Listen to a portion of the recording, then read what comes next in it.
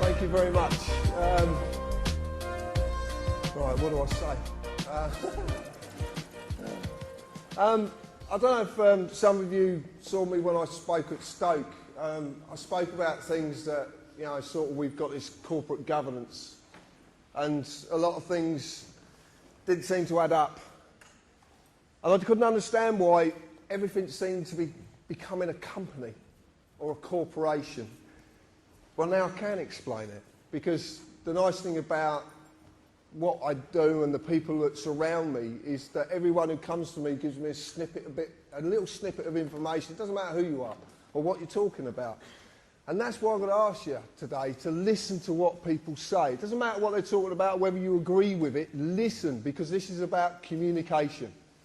That's what a community is about. It's about communicating with each other. And that's the only reason I'm stood here today. I haven't got a clue why I'm stood here, and I don't know why you've come, but it's just the way things work out. So, just accept that fact and crack on. Right.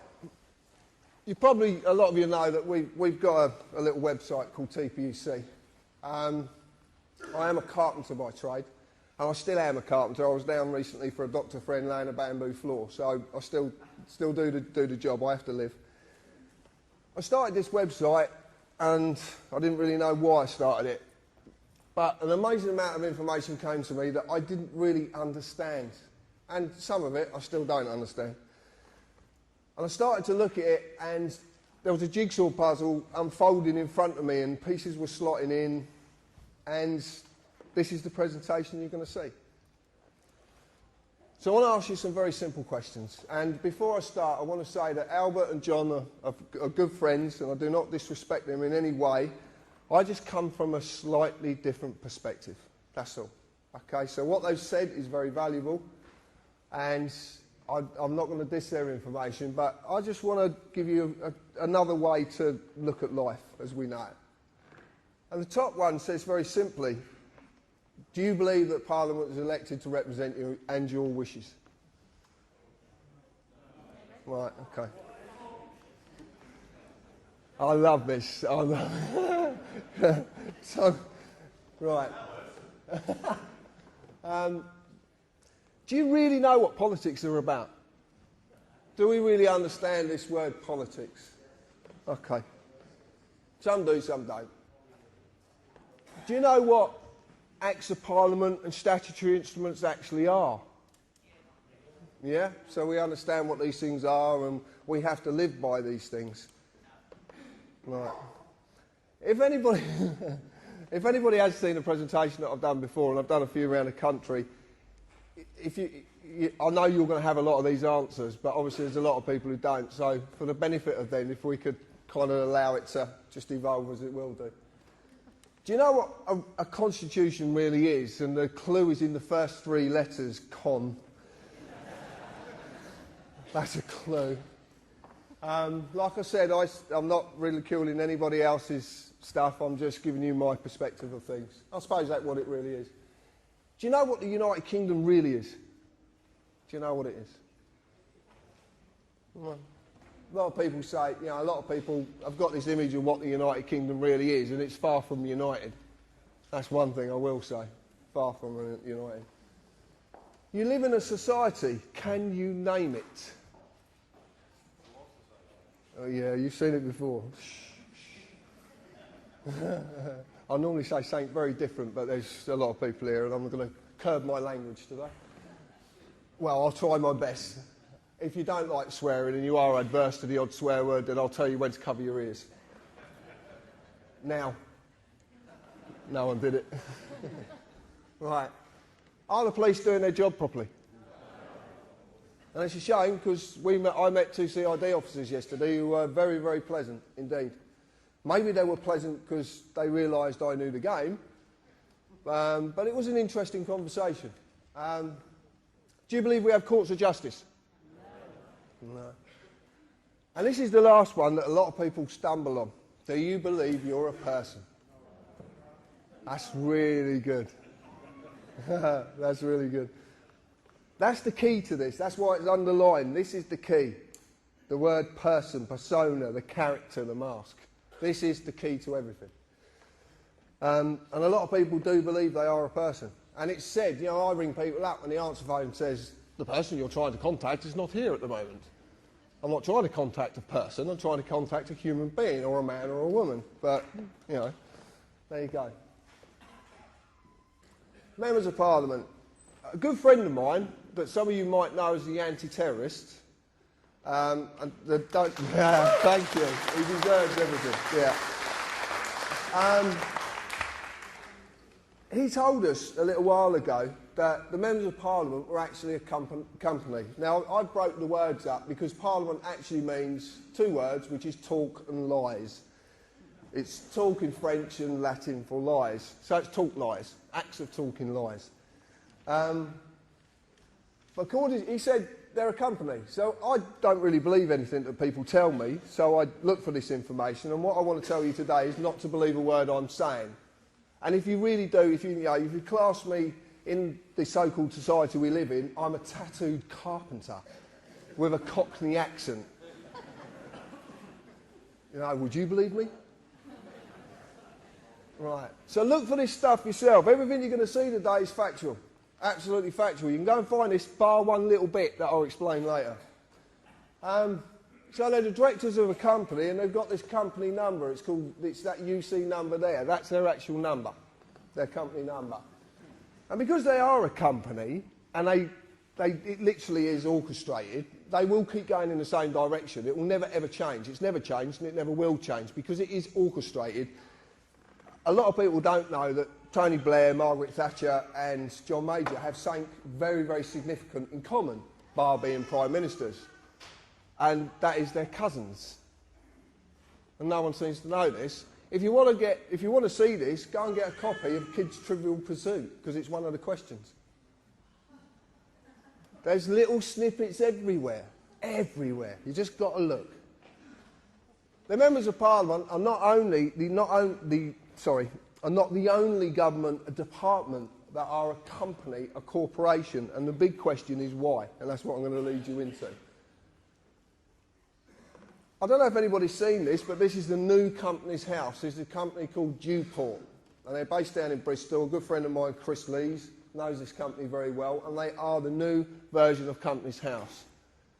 As you can see, there's a lot of the UC numbers, but the Members of Parliament quite clearly are on there. House of Commons as a company. That's what you go on Companies House to search for, companies. We use another website which we've had a lot of dissing about. A lot of people have attacked me about it because we use Dun & Bradstreet. I want to tell you a little bit about Dun & Bradstreet. Dun & Bradstreet is the leading business world's credit reference agency. It has about 160 million corporations on it worldwide, and you can check out, if you want to do business with these people, you can check them out. You find out if they're creditworthy, if they've got county courts, whatever. Pay the bills in time. And the Members of Parliament, again, are found on Dun & Bradstreet. I used to show Gordon Brown and David Cameron as being companies, but this is the most interesting one. This is Alistair Darling, MP, who happens to be a diplomat. Now, Alistair Darling MP is a trading name of the Labour Party.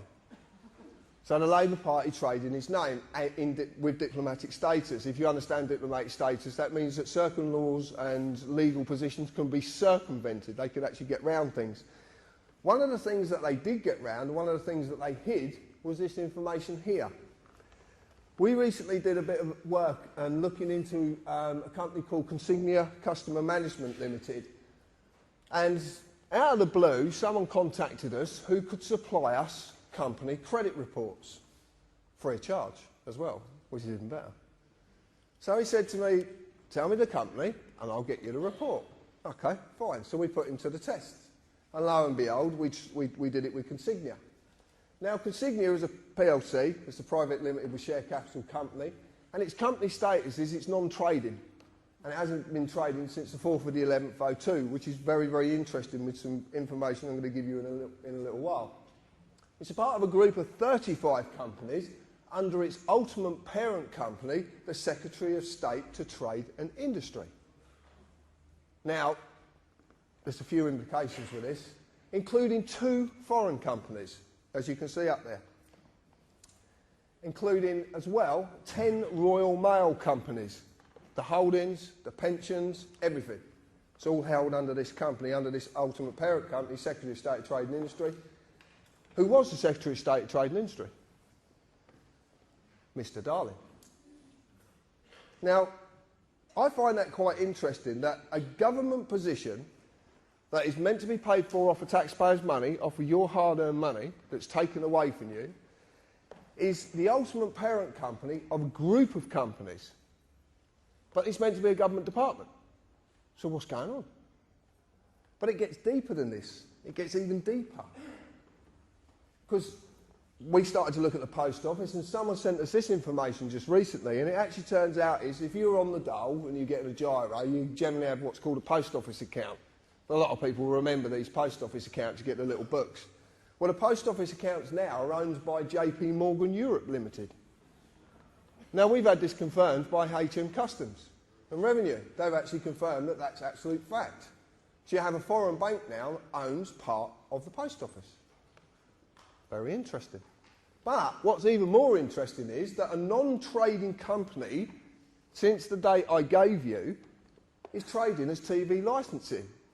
TV licensing takes $3 billion a year off of you to a company that doesn't exist, that's part of the Secretary of State of Trade and Industry.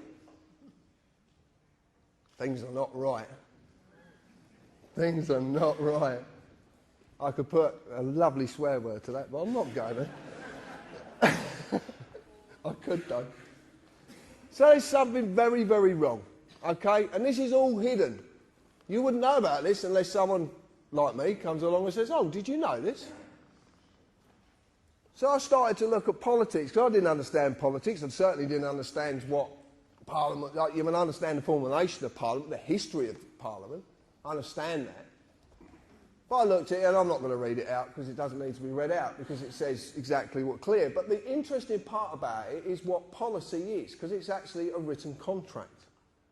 And it's the contracts that are the most significant here. They're the most important part of this. Because what you live in is contract law. You live in the law of money. They call it the colour of law, the colour of money, but it is basically contract law. That's what you're living in. But it's done via deception, because you just don't know. So when you look at an Act of Parliament, which becomes a statute, which is primary legislation, which in turn is enacted and enforced by statutory instruments, which is secondary legislation. Council tax is a prime example. There's thousands of examples, but council tax is one that sort of hits home with people. Because people, I know, when I was speaking to a lady in a garage, and once she paid the council tax and all the bills, she actually had £20 to feed her child and herself every week. Now, there's something very wrong there, very wrong indeed. And the government said to her, well, if you quit your job, we'll look after you and pay the tax. But because she wants to go and do a job, she is penalised and survives on £20 a week. Most of you spend more on that when you go out for a meal. Just brings it home. It brings it home. So council tax is a statutory instrument. You can check this out for yourself. Go on the OPSI site. Enacted on the 1st of April 1993 under its primary legislation, the Local Government Finance Act 1992. Now there's a little trick goes on with this. It's quite clever. Because if they put an act through, which they did the Terrorism Act, is a classic example, terrorism, well, I'll talk about that in a little bit later, because something very significant about it. When they put an act through, they don't have to enact every part of the act. And have you ever read these things? Oh, dear. They're mind-boggling, absolutely. But they don't have to enact it. What they do is they sneak in a statutory instrument every now and again and enact part of an act. The reason they do this is because once they put the act through, they don't have to put it back through Parliament. It can just be enacted under a statutory instrument. So what you live under mostly is statutory instruments, but you just don't know what they are. Because in all the definitions I could find, and I've searched everywhere to find this, because I want to prove myself wrong, because that's the easiest, but it is a created, written, legal contract. It's contract. That's the point. I'd like you to remember that, because it's going to come back a little bit later on. So I looked at this so-called society that we live in. And I looked at the meaning of society, number of persons united together by mutual consent, which is very important, in order to deliberate, determine and act jointly for some common purpose.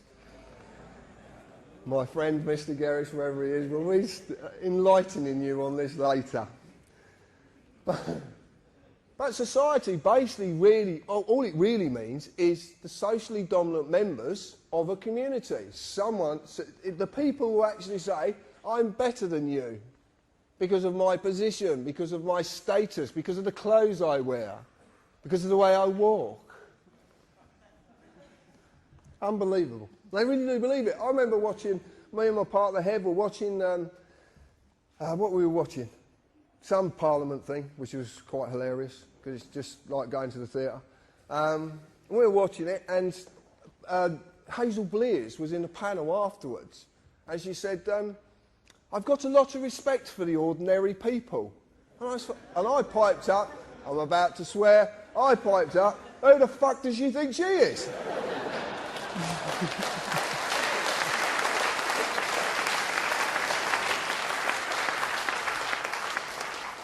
But it all evolves around this word, status.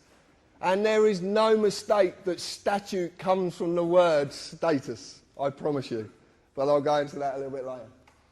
The common purpose of our socially dominant members of our community is to maintain their social dominance off your backbone. And that is what's happening the world over. Okay? Doesn't matter, people tell me about New World Order and all this, and there's, yeah, okay, you believe in what you want to believe in. There's nothing, I can't tell you not to believe in nothing, and it's not for me to do. All I'm saying is the socially dominant members of the world want to maintain their social dominance, and the only way to do that is to keep you enslaved. And slavery is a harsh word, but it is the truth. And it's not about colour. It's not how we look, how we speak, or what we look like. Everybody in the world who is not the socially dominant is enslaved. But they are as well, and I'll explain that in a little bit. So we've got the socially dominant members. This is simply the Law Society. This is the society you belong to. But as a man or a woman, you're not a member. And I'll explain. So I looked at contracts. An agreement between two or more persons. There's that magic word, persons. That creates or modifies an existing relationship. There must be mutual consent by all parties. Otherwise the contract cannot exist. Cannot exist unless there's mutual consent. And this is very important. It's another thing I'm going to come back to. So I looked at a constitution, which John explained earlier, the way his take on it. And, you know, pretty much that's it, basically unwritten. John talked about the American Constitution, ours is unwritten. The reason I see ours is unwritten, because something that's not written down is easier to manipulate. Very simple. Very, very simple indeed. But see, the point is, a man or a woman is legally known as a thing. Did you know that? You're a thing. No, you are. You're a thing. That's what you're known as. Things. For nothing of substance, natural, and I presume you're all natural, can exist in the legal industry. The thing has to be given a legal personality. A legal person. A certified name. A man or a woman is not a member of this society. The certified name, the legal personality. The legal person is. This is all that is bound by the rules of this constitution of the Law Society, which is actually Anderson's constitution. Now, if you're into the Ministry of Funny Handshake stuff, have a look at Anderson's constitution. Makes fascinating reading. So what I've decided to do, and there's a lot of help from Richard, who sat in the audience, one of the admin, Hev, my partner, Dan, a lot of people have given us help about this, and the anti-terrorist again. This is actually what an Act of Parliament is defined as, a statute is defined as. And it's quite simple. It's a legislative rule of society given the force of law by the consent of the governed, as of a rule of a corporation. Now, as it says there, by its own definition, it tells you it's not law. It can be given the force of law if you agree, but it doesn't mean it's law, because it says it's not. This comes from the neuter of Latin status, the legal character or condition of a person or thing that is actually a maxim. Do we know what a maxim is? Right, well, a maxim in law is an internationally recognised fact in law that cannot be disputed, rebutted or even talked about. It is a fact. And maxims are very powerful. There's a lot of them that are good and there's a lot that are bad. So if you are going to use maxims, just use the good ones. Now, I've been attacked over this so much. The United Kingdom Corporation Limited, formerly known as United Kingdom PLC, United Kingdom Corporation, and now we believe it to be known, and I will say believe because I can't show you the evidence yet, but we believe it's the UK PLC company, and it's on Dun & Bradstreet. So as far as I'm concerned, it exists. But I've been attacked. Oh, you can't take that. It's just a website. Blah blah blah. Okay. So if it doesn't exist, why is it in the Public Records Office being talked about on at least 3 occasions? Why is it there? If it's something that's complete fabrication, that is not, it's got no tangibility at all, why is it being talked about? And this is in the Public Records Office. Go and look for yourself. You can make an appointment, go down there and look. United Kingdom Corporation has employees, and that's not just civil servants, that's anybody. Anyone who has a national insurance number is an employee. And I want to ask you a very simple question. If you have national insurance, why do you need any other insurance? But surely it covers every eventuality and everything. You've got national insurance, and you've even got a policy number.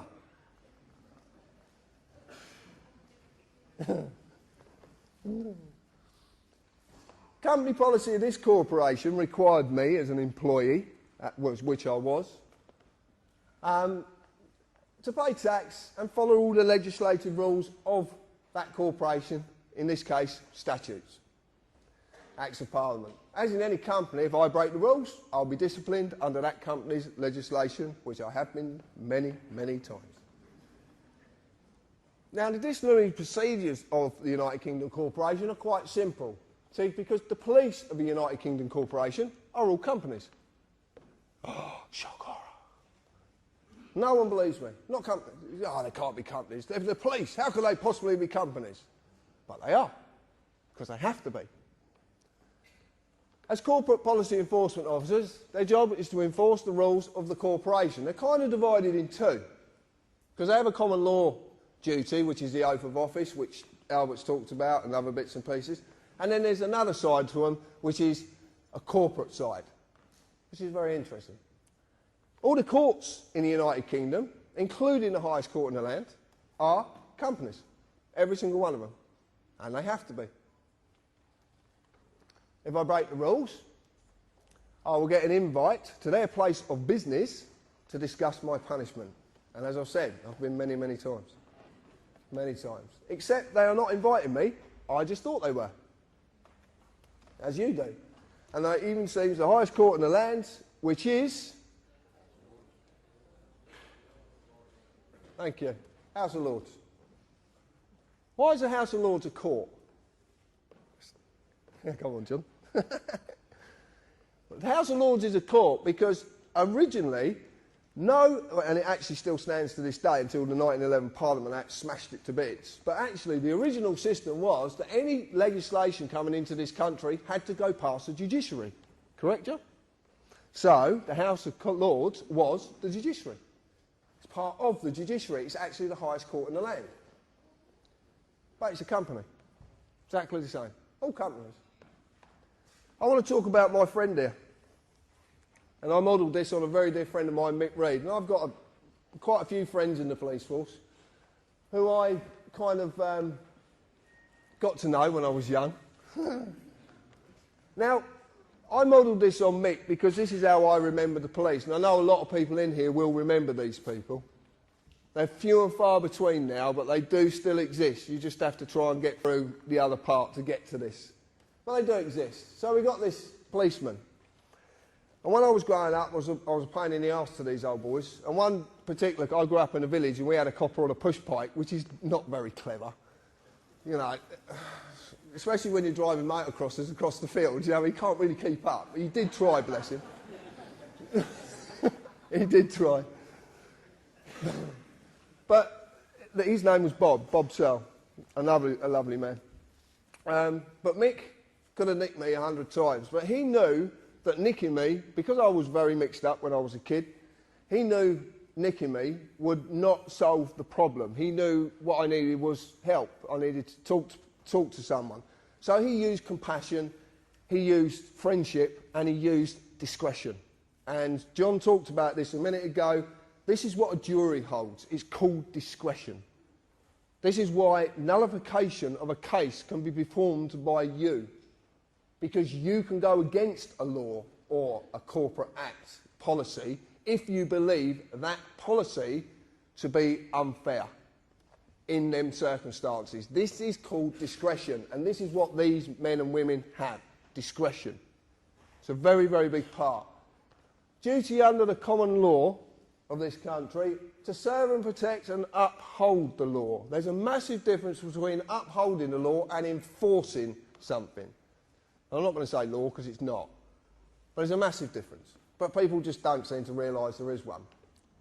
And these were there to serve and protect us. Now, I've heard people say that women have been on the streets and they actually in fear because of a police presence. Now, surely, if their job's to protect us, you'd be all right with the police being about. You'd be quite happy. Oh, the police are there. Fine, I'll just crack on. They're there to protect me. Now, oh no, they might nick me for something. Because we're all in fear. And now, we got better coming. We got better. So we're frightened of these people now. But they're there to serve and protect us. They're there to help us. So what comes along? The Gestapo. And these are the Gestapo. Yeah, I mean, they're getting more like Cyborg. They have actually cameras on their head. Have you seen the cameras? The cameras, yeah. So, I mean, they're actually taking films of you while you're talking to them and stuff like that. But these are the Gestapo. They are dressed to intimidate. Some of these people, I believe, if you actually sat them on a chair and asked them to get up, they couldn't get up because of the amount of clobber they've got on. But these are corporate employees. They're revenue collectors. They're there to enforce the acts of Parliament upon you. They're there to enforce contracts. That's all they're there to do. And they do. Every time you get nicked, I don't know, when I've been nicked, they always tell you what you've broken. This legislation or this act, blah, blah, blah, blah, blah. They seem to reel it off. It's quite clever how they do it. But it's always an act. But the clue's in the word, act. It's an act. That's why they call it acting. But it gets better. Because now we've got these. Oh. There's a great story about this one. I'm not going to tell you, but there's a great story. So what we've got is we've gone from all of this to these. And this is, as you know, a police community support officer who actually has no powers whatsoever. Nothing at all. But we know that they were given a warrant card and a copy of PACE and told to put it somewhere because you're not going to quite need it yet, but you will in the future. Now that's a very interesting thing to say to someone. They definitely are a corporate employee because they hold no oath of office. Absolutely no oath of office whatsoever. So, the way this country is structured is, unless you hold an oath to the Queen, to the Sovereign, then you have no authority. And how it simply works is this. The Queen is the highest authority in the land. because she's a representative of our sovereignty, because we're actually the sovereigns. We didn't do it, but we invest that into the Queen, and then everyone who's taken authority has to have an oath to the Queen, i.e. the judiciary, the police, MPs, the Lords, all of them. They have to have an oath. And this is why these people are on the streets without an oath, because this is to get you used to people who can't have any authority, having authority under a corporate banner for a very, very specific reason, which I'll lead into. Now, I want to explain something, because people actually say to me, you're against the police. I am not against the police in any shape, form or fashion. I just want them to do their job properly.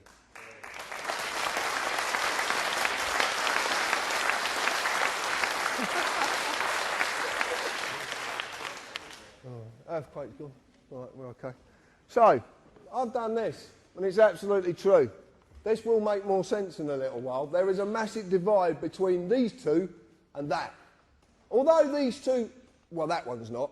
This one, it's not because of the sex as well. But no, because... oh, forget it. You get the idea. I've got a little video I'd like you to watch. Now, a lot of you might have seen this video before. It's by a friend of mine, Darren Pollard. It's fantastic, this video. It really is. I'd like to explain, there is some writing in it. You might not be able to read it. Don't worry, I will explain afterwards. But just have a little look at this. I don't actually know if this is going to work. Oh, it is. Have we got sound, Andrew? It'll come on in a minute, mate. Oops.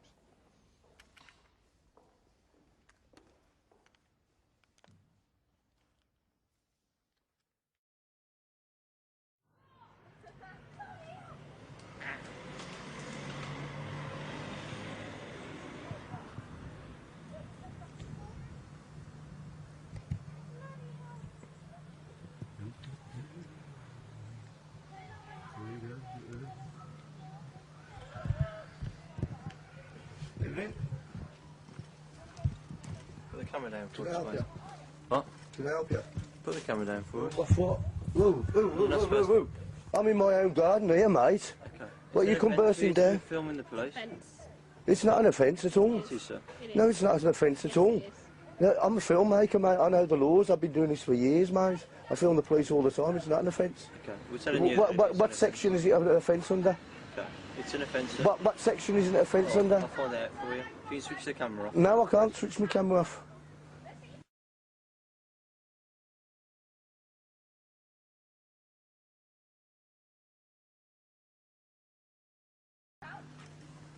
I'm not doing nothing wrong. I'm in my own garden. You've come round our path. I do this all the time, mate. Yeah, if you can. Get this in for yourself. Get the mobile phone, the solicitor. Mate, this is a free country. You're entitled by law, yeah? Sorry, it's Claire. Have you got a knitting number for the Sarge? Sarge, just quickly, we've just done a stop check on no the problem, Welsh sir. Farm. There's a gentleman here that's filming us. Yeah, he's in his own garden, minding his own business, and the police have just come over here intruding on my privacy, my liberty, my freedom. It's not illegal. I do this all the time. I film the police all the time down here. I film the inspector at the meetings, mate. I think you've got it long. What's your name? Sorry, sir.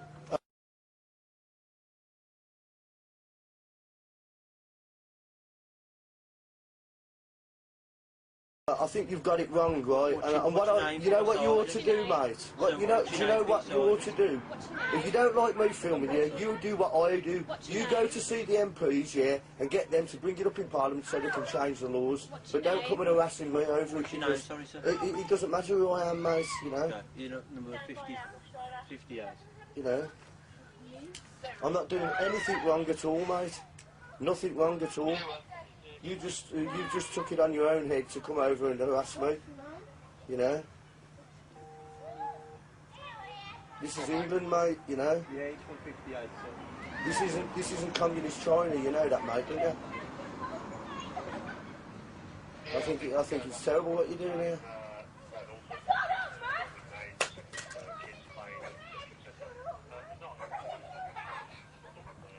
Yeah, it's not an offence, mate, see? The camera will pick that up better than your ears. Pardon? I said my camera would pick it up better than his ears. Pick what up? It doesn't matter. What do you mean, pick what up? It doesn't matter. You're just trying to make an issue here and I'm not biting for you. I'm not doing anything wrong. What did you say? I'm not doing anything wrong. What have you just said to that? It doesn't matter. I'm not doing anything wrong. I haven't done anything wrong. What are you trying to make an issue for? I've not broken no laws. You come over here harassing us, mate.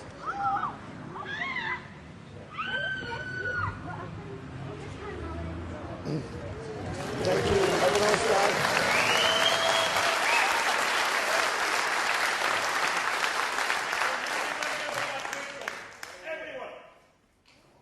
What was that?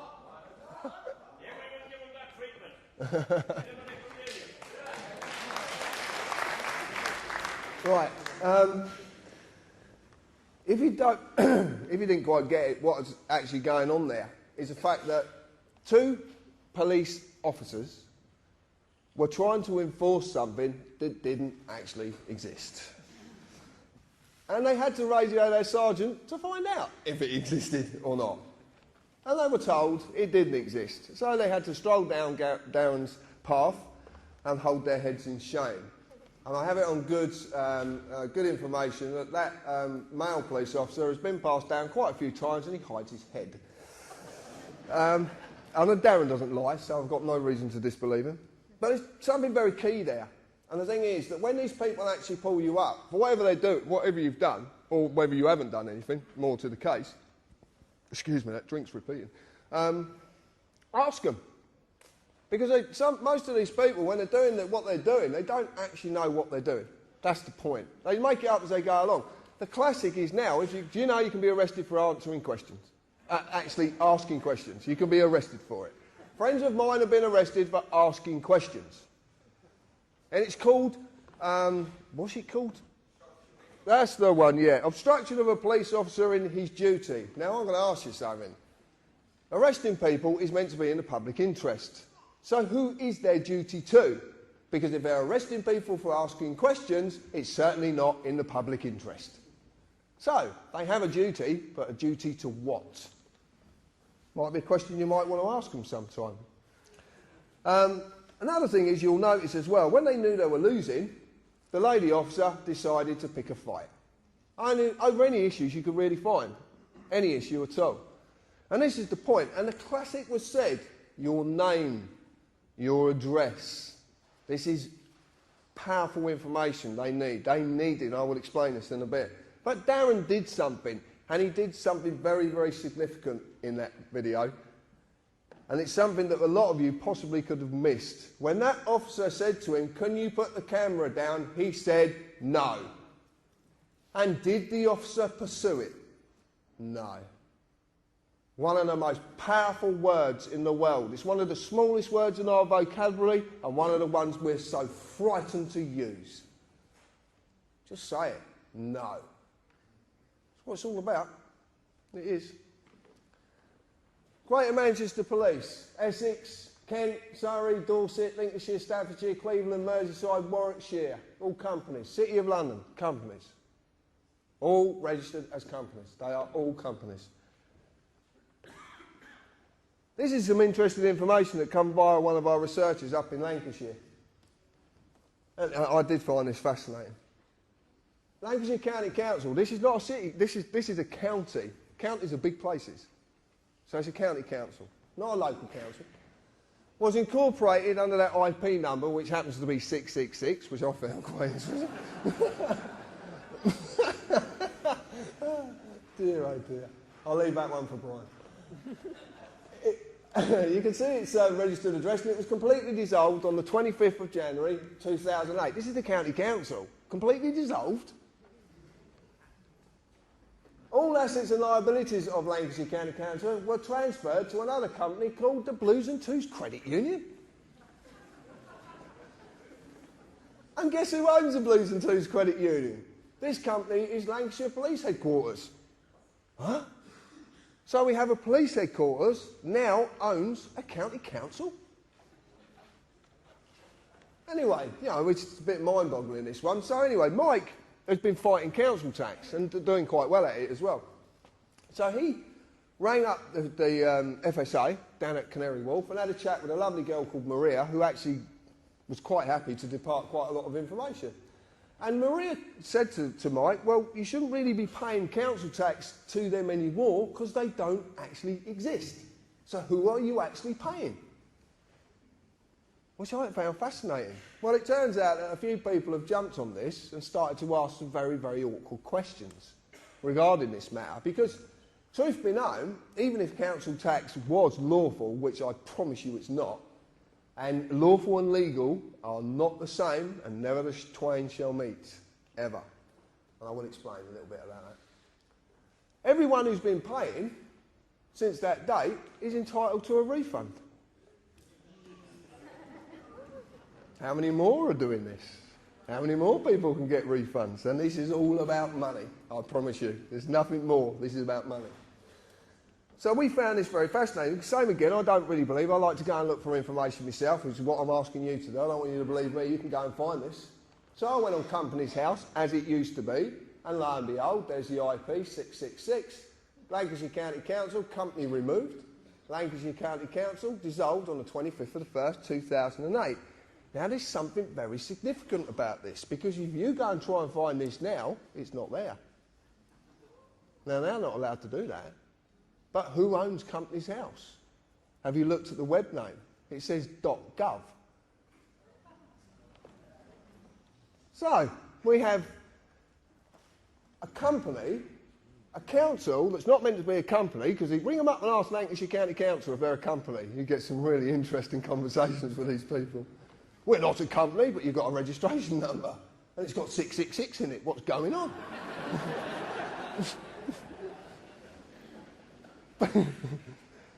See, a company can't have any authority. I'm going to explain this later, why companies and corporations can't have authority. They can't.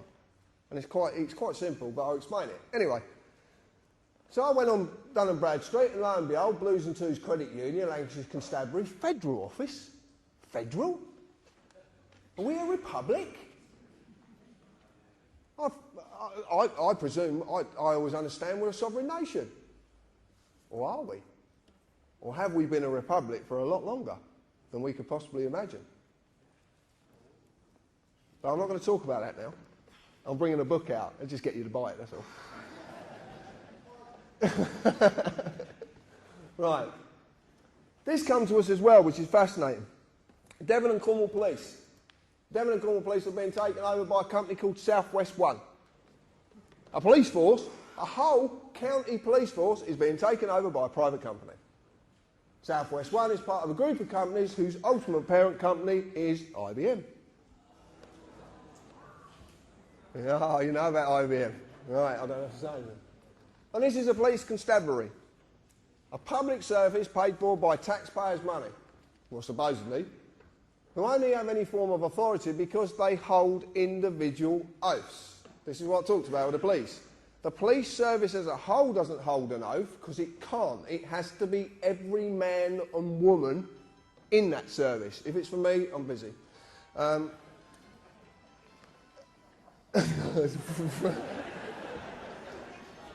shouldn't do that. I do that every talk, and I shouldn't do it. Right, sorry. Yeah, so they can't. So it's got to be on the man or the woman. I don't like using the word individual, but it's the only word I could put there, because individual doesn't mean what we believe it to mean. So now Police Constabulary is being told what to do by a private company, a bit like the ACPO. You might have heard of them. A non-profit making organisation that's made up of chief police inspectors that has 18 million in the bank. I want to ask you, how do you get 18 million in the bank when you don't make profit? Interesting. But this company's not only telling them what to do, and what happens to the oath of office. As a corporation can have no authority, for a mort's main cannot hold an oath. A mort's main is two words, it's dead and hand. Companies are known as, corporations are known as mort mains, dead hands. They're dead. They do not live, they do not breathe, they are not natural, They are dead. So there's something very wrong. Corporations can have no authority because of Mortmain. Land cannot be alienated by Mortmain because corporations can't own land. That's why your house is called property, because that's the little trick they use. They turn land into property. But property is a corporal inheritance, which basically means it's not visible and can't be seen. You just don't know. There's a lot to that. Again, you have to buy the book.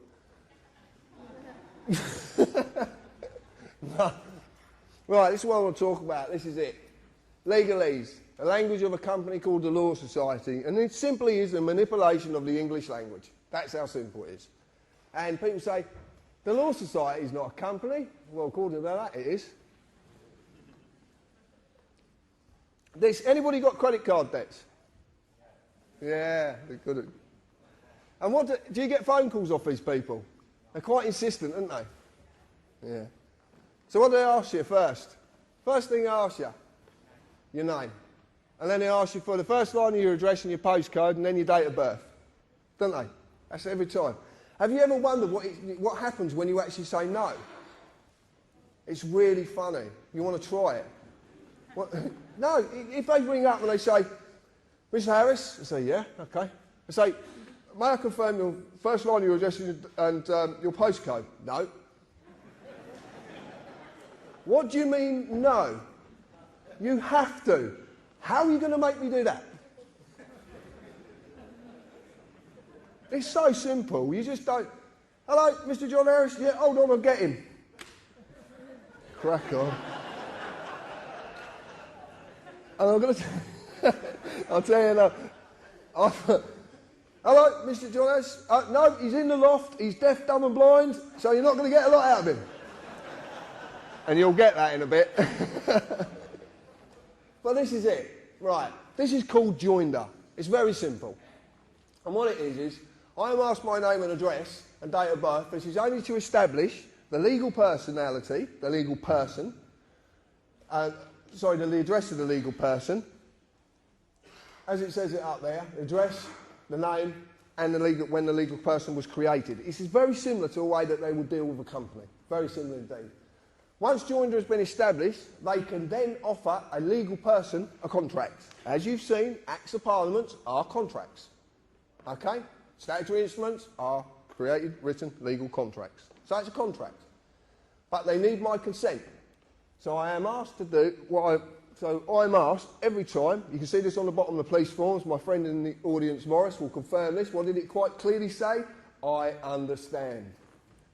Okay? You're asked, do I understand? Then I would sign one piece of paper, if not more, to say that I am the legal person, and as the legal person, understand.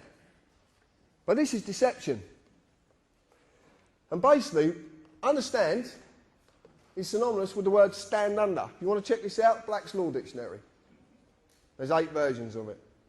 There's probably a 9th one coming out. But it's stand under. It is a legal requirement that you understand, but not that you actually understand.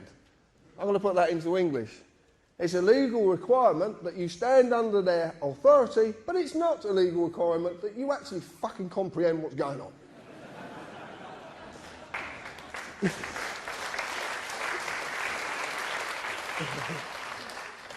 During any process I am subjected to by the corporate officers, I will be asked at some time, do you understand? This is simply about getting your consent, because you have to say yes. Because a contract is a contract, and a contract can't be formed unless all sides agree, give mutual consent. So you asked it, do you stand under me? Do you give me a corporate officer authority? That's what they're actually saying to you. But it's not you, it's a legal person. It is this piece of paper. This is a blank one. But this is this piece of paper. This is all they can act against. Yeah, but you need to represent it. And that's what the joinder's there for, to get you to represent it. So let's look at a fixed penalty notice, the deception of notice, joinder, understand at work. This is it at work, very simply. In legalese, a notice is not a bill. A notice is not a demand, it is an offer of a contract. Notice is synonymous with offer. When the offer has been made, the legal person must be established through joinder, for the legal person is nothing more than a piece of paper. But they have to establish it. Otherwise, they can't offer the contract to it. Because of this, they need the man or woman to agree to represent the piece of paper by saying, I understand. Fixed penalty notices are the same as all and any statements made. They are simply self-perpetuating contracts. They perpetuate themselves. It's completely deceptive. I'll show you how it works. It's not very clear. If you look at the top there, it says penalty charge notice. So there's penalty charge offer. Okay, so it's an offer of a penalty charge. Then you get all the bullshit, right? And it is bullshit. And it says notice to owner, blah, blah, blah, blah, blah. And it even says there, the person. So they're even telling you what they're acting against. They're telling you. They have to tell you. They go around here, and then you've got this magic little box here.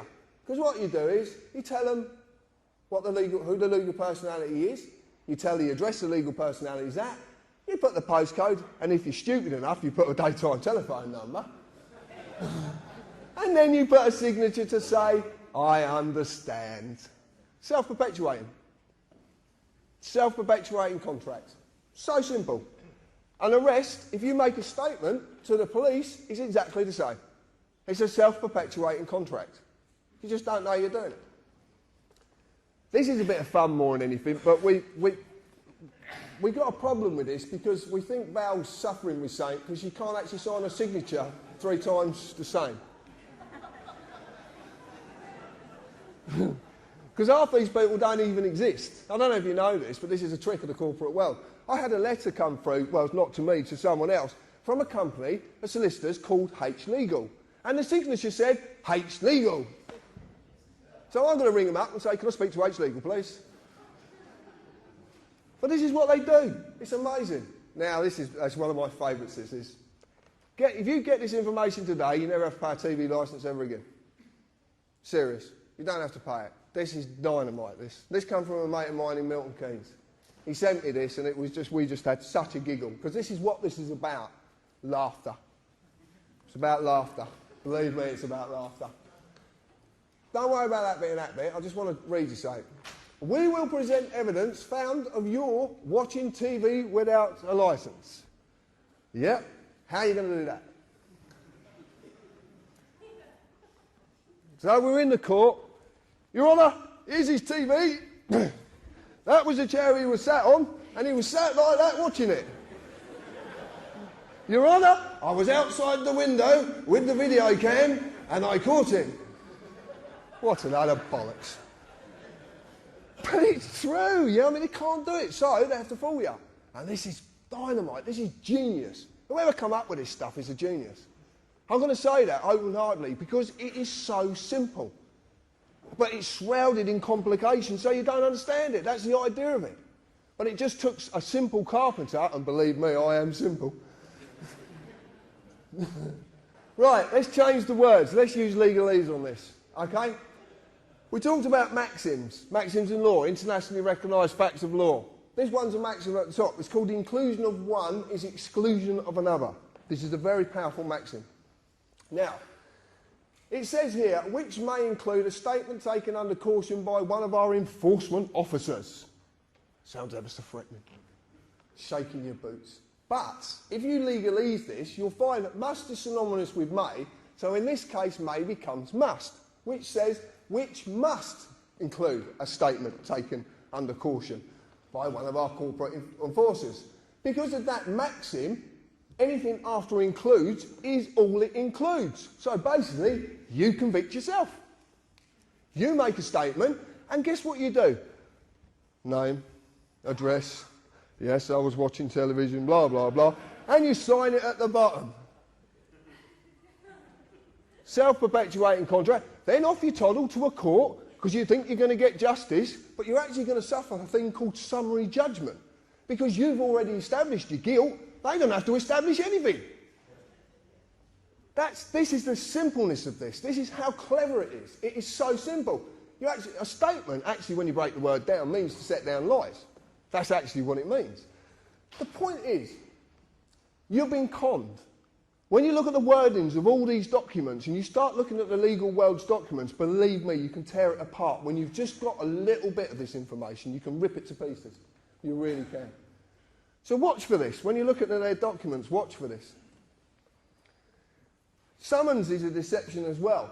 Summons is synonymous with invitation. So you're actually being invited because you can't be forced. That's why must is synonymous with may, because you can't be forced. You can't be forced into a contract. They can't force you into it. Because it's not law, you can't be forced. So they have to trick you, deceive you. This is a classic one. They are inviting a legal person to a corporate place of business. And believe me, they are corporate places of business. They really are. A legal person is just a birth certificate, a piece of paper. So if they ask you to go to court next time, send them the birth certificate and tell them to crack on.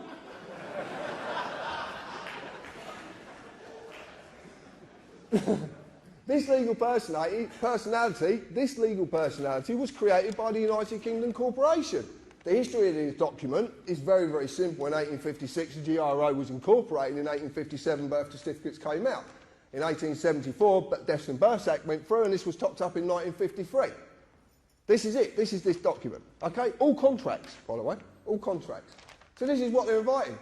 They are using deception, as every magistrate's court is a trading name of a company called the Ministry of Justice. And there it is, the Ministry of Justice. But it's on Dun & Bradstreet, so it can't be real. Oh, okay then. But they're trading as a magistrate's court. So, if you're on Dun & Bradstreet, you can buy a report. So we bought one. And there you go. Ministry of Justice, Selborne House, it's all there. Line of business, government department. That's interesting for a start. And they trade as the Asylum Immigration Tribunal, Magistrates' Courts and the Public Trustee's Office. I've highlighted really what I found significant because who owns this business? No parent company. Now that's interesting. In the business world, if there is no parent company, that means they are a parent company. And it's obvious because they're trading in their name. So they're the parent company of all them businesses. Every single one of them. Who are the directors? Lord Faulkner. If you don't know anything about Lord Faulkner, have a look at him and have a look at his brother as well. Very, very interesting. Are there any significant legal proceedings, events against this business? A county court judgment was registered against this business on the 16th of the 12th, 2008. So, right, let me get this straight. We've got a business that's not meant to be a business, it doesn't even do good business. Well, that's the truth of it. And then the last part was the one that got me. Year this business started, 1600. So anyway, we rang up Ministry of Justice and asked them a few questions. And they didn't want to answer. I ring up Parliament, they'd get really snotty on the phone with me. I'd ring up Buckingham Palace as well, they don't want to talk to me either. And all the House of Lords, they're very interesting, these people. But I checked this out with Dun & Bradstreet, and we had this checked out, and it turns out their stuff is completely factual. There was someone that I was recently, I've got to tell you quickly about a friend of mine over in Wales who rang me up, and he's a lawyer, he's a statute lawyer as well, constitutional lawyer, and he rang me up, named Martin, and he got a lovely Welsh accent, and he said, John, he said, do you know the name for the legal world, the legal system? And I said, no. He said, well, the Latin name for it is bollocks. But you're laughing. But it's actually B-O-L-L-O-X, bollocks. And bollocks means to set into confusion. Aha! So he was right, he was just leading me along a path, and I laughed just the same as you do. He's given this to someone, a barrister, who's looked at this, and there's been a few people looked at this, and it actually turns out that these people have come back and said to us, if this document is legit, which it is, and if you want to see a copy, I've got a copy in there, so I'll pass it round, I'm quite happy to. If this document's legit, this country has been lawless for 409 years. Because the whole justice system is being dealt with by a company. And this makes complete sense when you look at the history of between 1600 and 1717. Again, you have to buy the book. Anyway, when you've bought a report, you can track a company in case there's any adverse credit issues come up. So we decided you have to pay for it as usual. And it turns out that payment performance of the Asylum Immigration Tribunal had gone down to 31 days. And it's actually a blue star, which is pretty bad in Dun & Bradstreet. It's basically saying don't do business with these people. Really don't do business with them. But what's interesting is we brought this out of the Foundry, and we talked about this, which a few people will know about. About 2 weeks afterwards, there was a little fire in the city. Guess what building burnt down? The Asylum Immigration Building. That building broke down. And all the records. Rather convenient, isn't it? It just shows you there's so much you don't realise that's going on. But this is all heading in a direction which I'm going to get to rather quickly because I'm running out of time. I want to talk about deception of the name because this is very important. If I go to a court, as I've just shown you, a corporate place of business, as the accused, if you go into a court, you're the accused. Point blank, you're the accused.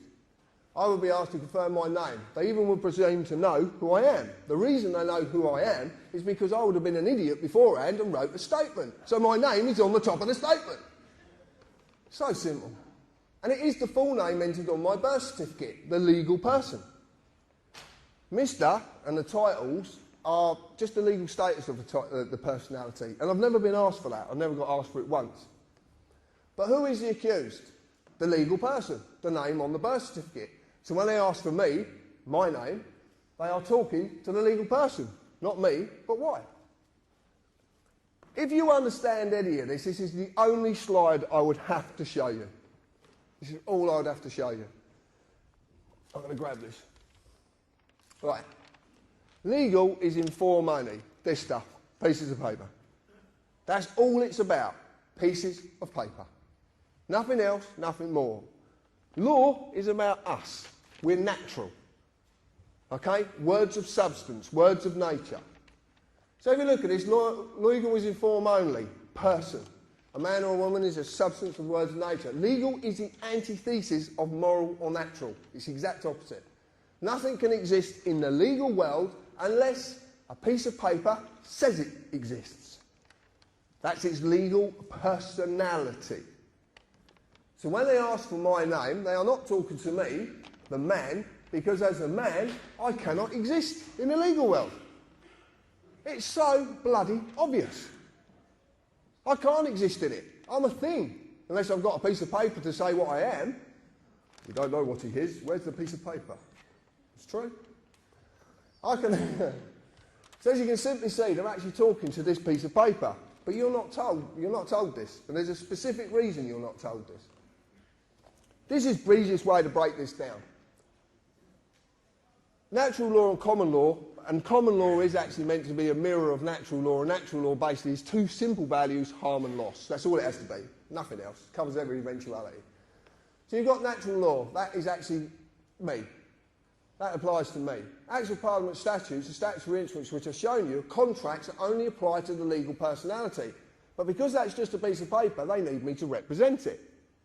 Now, I've shown you that United Kingdom is a corporation. I've shown you what the Acts of Parliament statutory instruments. I've shown you the corporate police and the corporate courts, and that's what they act upon. Exactly the same with the councils. That's the system. That's how simply it works. If you look at it and you actually go in your heart, which the lady spoke about earlier, the only basic principles that any nation really need to adhere to are those of natural law, which are harm and loss. You don't cause anyone any harm or loss in your words or your actions. That's how simple it is.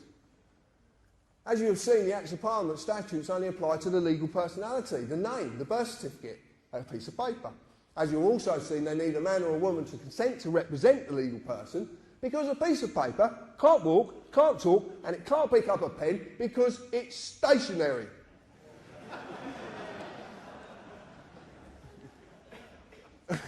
But it is, isn't it? Yeah, it is, yeah. This thing can only do something when I do something with it. Look, I'll put it over here and I'll call it. Jump!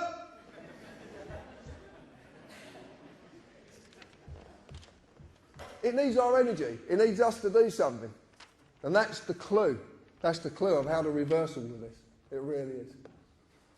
Consent can be given in inaction or action. So basically, if I say to you, do you understand, and you nod, that's inaction. If you sign something, that's action. It's that simple. So how did they create it? The legal person, the given name, was created when my birth was registered and evidenced by my birth certificate, a piece of paper. Man created government, which in turn created legal personalities. This is not me, it's a legal fiction I've been falsely identifying with, as most people have. I don't get to say what its rights and duties are. The United Kingdom Corporation does. They created it. But it had to mislead me into doing so via deception. This is the easiest way to put it, and the way that people sort of kind of come to this. Obviously, you know, I'm a man. I exist naturally, and I was created by my mum and dad. Yeah. And I understand it was a pleasant act, but I just don't want to know the details. Subject to common law jurisdiction. Must never harm or loss or cause another any form of loss, and I have a free and unlimited ability to do as I please, as long as I adhere to these two very, very basic principles.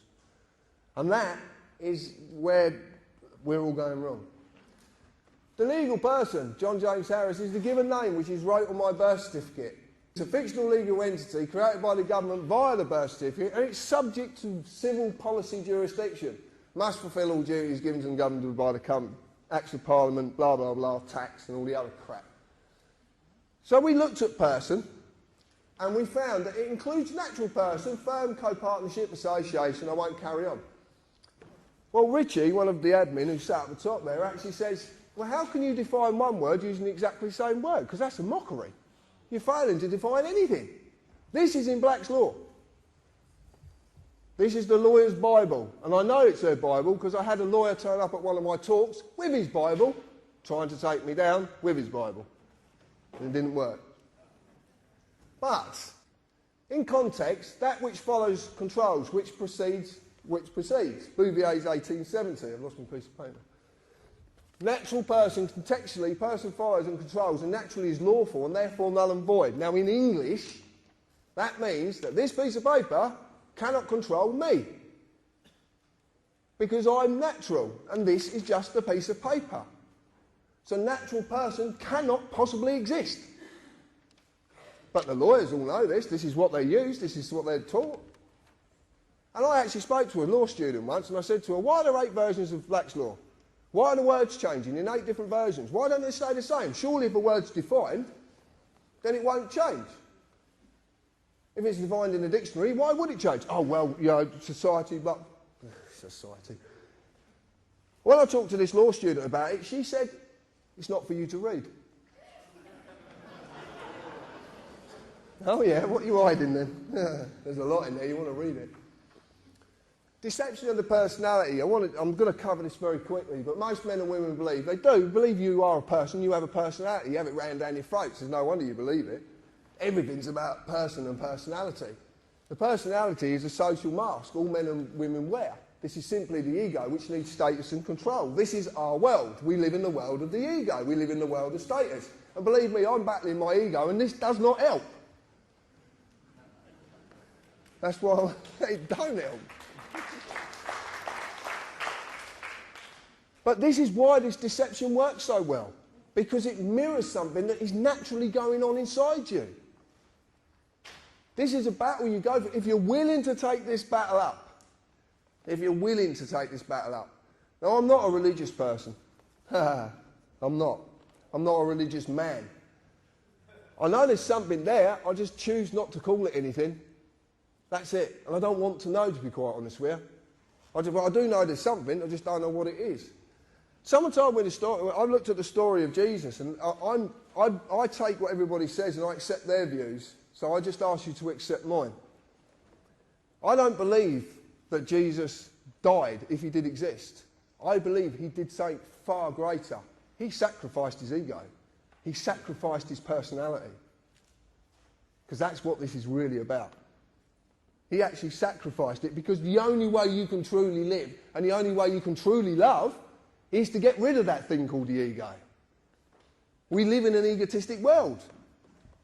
Everybody, look, I've talked about President Obama on Red Ice, and I talked about this, and it's like President Obama is a man, but because of his ego and his status, he believes he now has the right to go into a foreign country and kill people. This is the problem with the world we live in. It's about this word, status. It's about the ego. And I've realised it because I've got the biggest ego in the world. I'm an arsehole.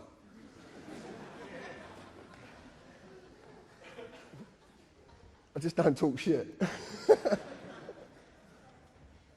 It's true. This is absolutely true. It preys on our need for betterment and status. It's a need for control. This is what we want to control every situation. If our ego's not right, it goes into overdrive. I've seen it, the battle of the egos on the forums. It's incredible. Every time you have an argument, it's not a man and a woman or two men or two women arguing. It's the egos who are arguing. The best way to do it is shut your gob. Shut your gob and the ego can't take over. It might be screaming at me, you're right. Argument over. It's not bad to be wrong. I'm quite often wrong. And as a man, I can make a decision any time I want to change my views. Because I can. And that doesn't make things bad. If I can't change my views and learn from my mistakes, how the hell can I evolve?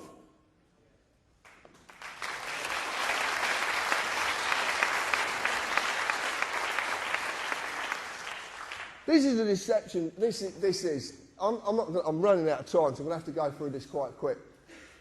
But your parents basically submitted a form, they registered you, and it's exactly the same as when a company's registered. And if you look on your birth certificate, you actually says the birth certificate is not evidence of identity. So it's actually telling you, quite clearly states, it has nothing to do with a man or a woman. It tells you. It's written on it. Also, the fact it holds a Crown copyright on it, so it's not even yours. The same as money. Money's got a copyright on it. It's not yours, it's just a product for you to use. Deception of registration, this is absolutely true. Consider this. Could the government actually take my car away and crush it if I lawfully owned it? Could they do it? Why can't they? No. If I legally owns my car, if I lawfully own it, then they can't take it from me because it's a crime. Okay? Theft is a crime. Doesn't matter who's stealing, it's a crime. But by using the process of registering my car, they duped me into handing over legal ownership. So now a company owns my car. But that's a very unique situation, because if a company owns my car, hold on a minute, I got this V5 document that says I'm the registered keeper. Hold on a minute, I'm the owner. No, you're not, you're the registered keeper. Okay, so if I'm not the owner, that means who I registered to is the owner, which is a company. So, that's very interesting. So, this works with your children exactly the same way, exactly the same. And they are, see? Car is legally owned by a company, Department of Transport, trading as DVLA. All I'm going to say to you is, if you get a parking ticket that says it applies to the owner, send it to the fucking owner.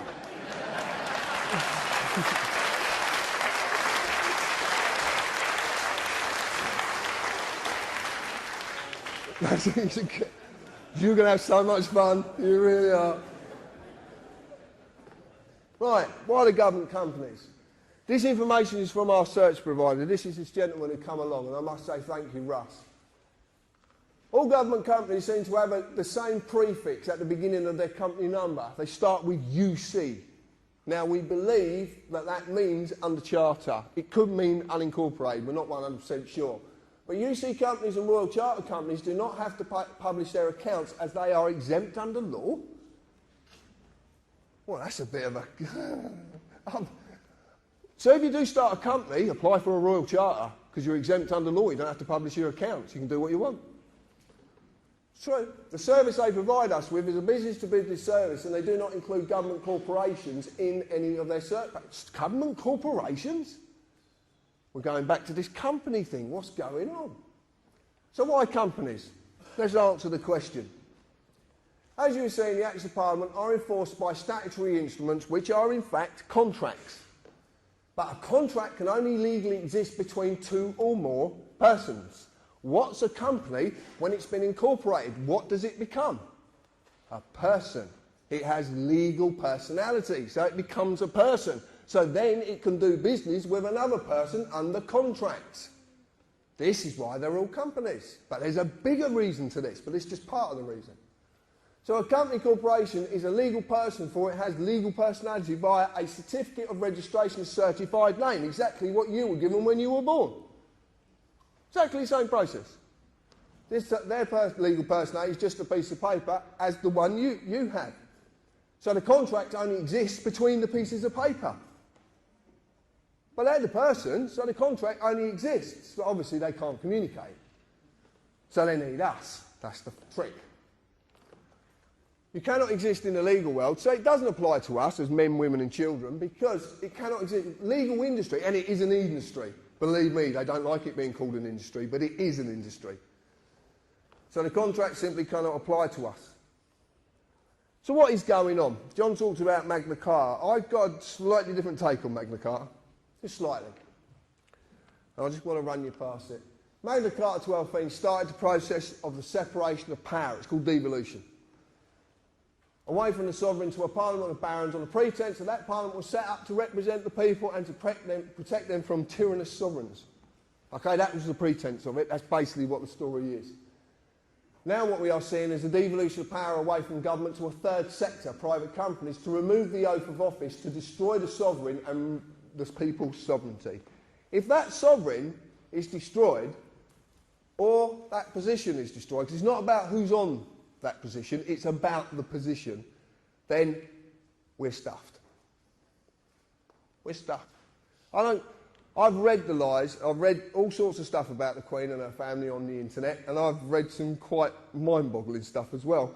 The point is this, it's been put there to turn you away from that lady for a specific reason, because she's the only one who can actually do something. She holds the power of dissolution at common law. She holds the power of royal proclamation. Do we know what the 2004 Contingencies Act is?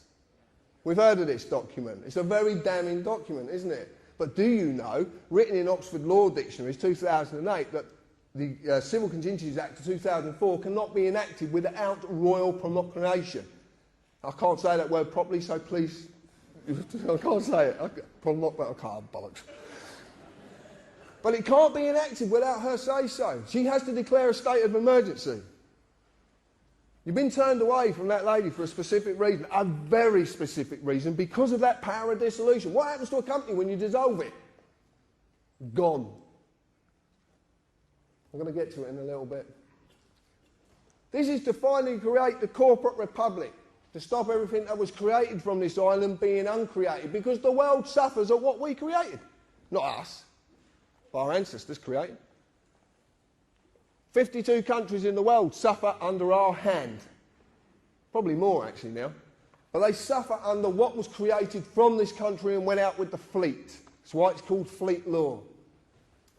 But they have a problem for as long as I live and breathe. This island, its people and their descendants will never perish. And I'm going to explain why. Nor will their sovereignty.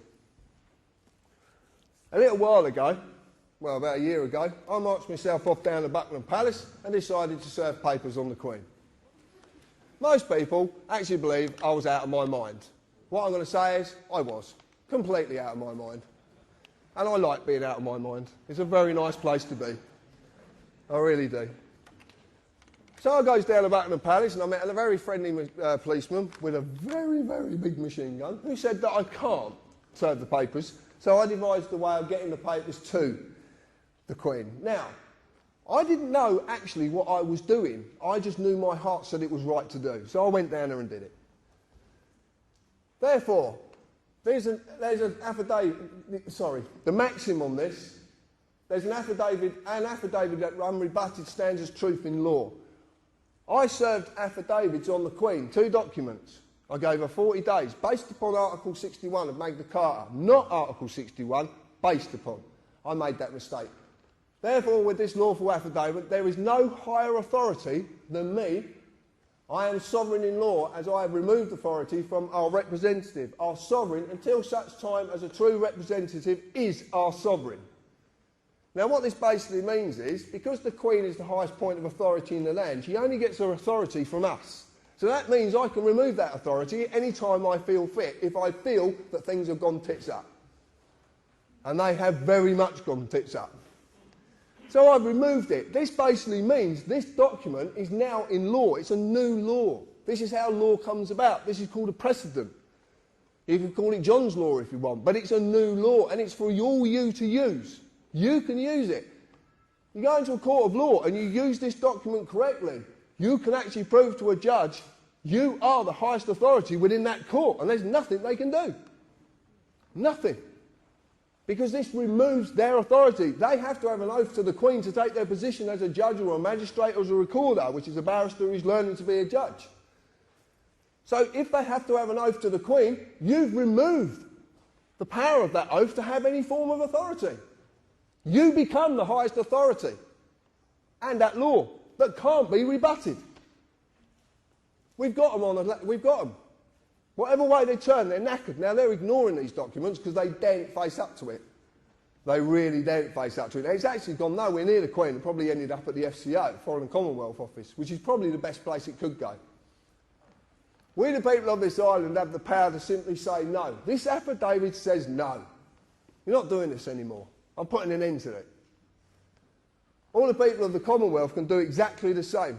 And the reason it was based upon Article 61 is because it's lawful, peaceful hindrance with no violence. No violence.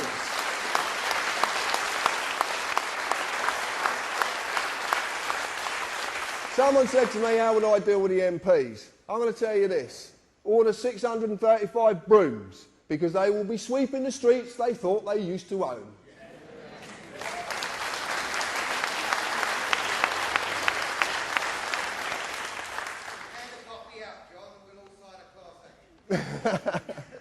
Oh, and we just found out as well, you don't need solicitors anymore.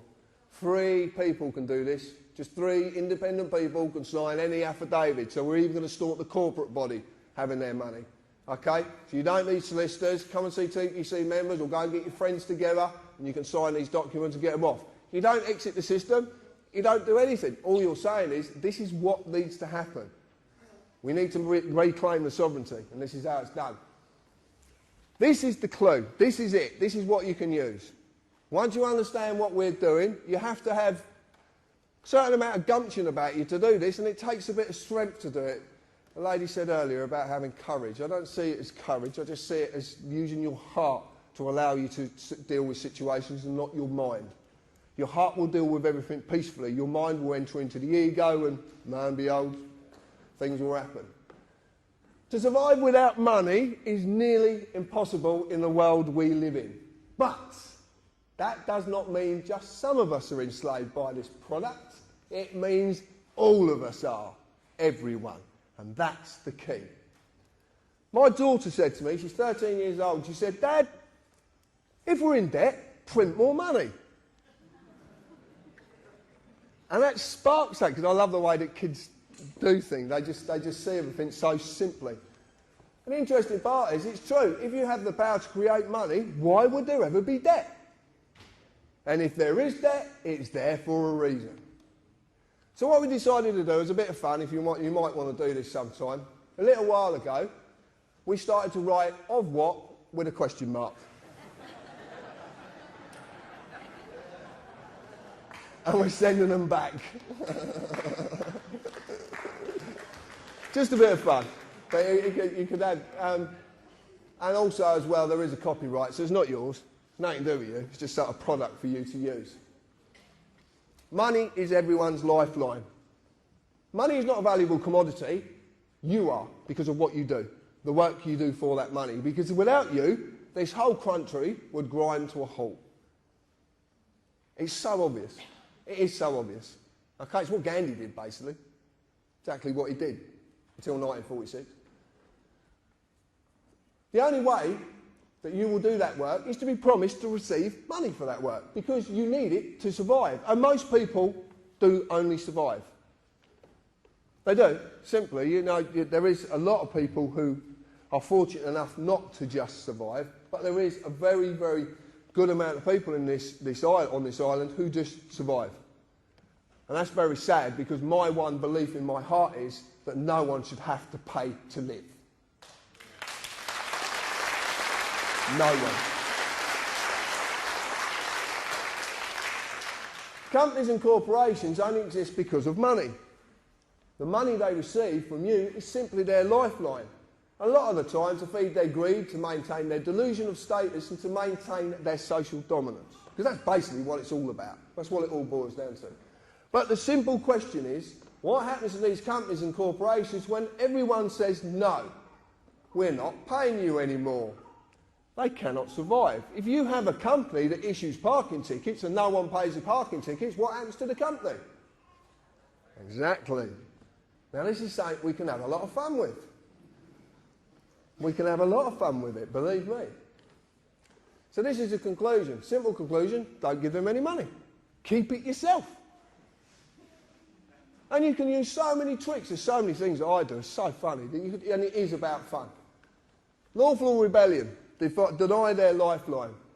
This is what I do. And I just simply do this every day. I peacefully resist all claims against me by refusing to represent that piece of paper. I've just done it with the debt collectors I showed you, and that's what I said to you. Because it's a piece of paper and mine's in the loft and it's deaf, dumb and blind, I tell them it's in the loft and it's deaf, dumb and blind. I never accept any of their paperwork. I never accept their paperwork. Every single bit of paperwork that's ever sent to me gets sent back. Because there's something you might not have seen on their letters. Right?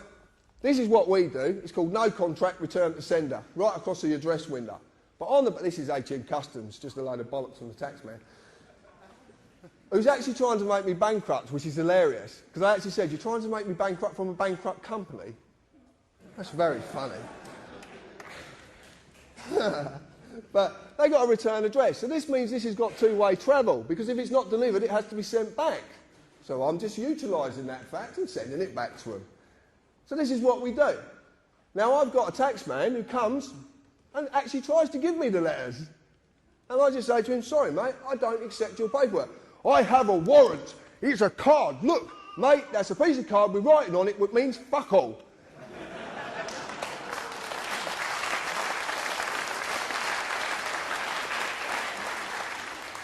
You learn this, you can have a lot of fun, but you got, and oh, you do.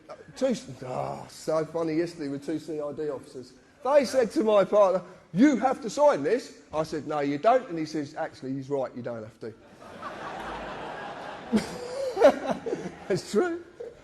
I never accept any of their paperwork forms, and no one can make me accept them. No one can make you accept anything if you don't want to accept it. I send every letter back simply saying no contract, return to sender. If I get pulled up by the police, I only say as little as I can, and I prefix everything the person. The person. Okay? Because you're not talking about yourself then. Contract doesn't exist unless paper changes hands. That's it. You've just been duped into it. I never sign anything, and I'll never write a statement, and I'll never have one wrote for me. And there's again, they can't make you do this. I deny them, period, any of the lifeline they so desperately need, which is money. I will never, ever give them a penny, and they know it. Lawful rebellion, which is what I basically started a year or so ago. Every man, woman and child on this island are sovereigns. In fact, everybody in the world is a sovereign. You're sovereigns in your own right. A sovereign nation, but we are only this as long as we have a sovereign to invest that sovereignty in. A line in the sand that cannot be crossed. No king or queen or government have the right to rule us. They are there to represent and protect us. Nothing more, nothing less, with no greater dignity than anyone they protect. No greater dignity.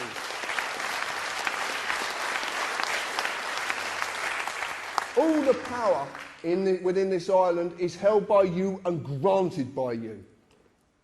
Everything that is wrong can end when you will it to. Everything can end when you will it to. We must allow for that line to be drawn in the sand once more. This is lawful rebellion. That is that line. We have to draw the line. Us. What have I done? Nothing more than realise I can say no. And I am going to say no, and everything's going to be okay. Thank you.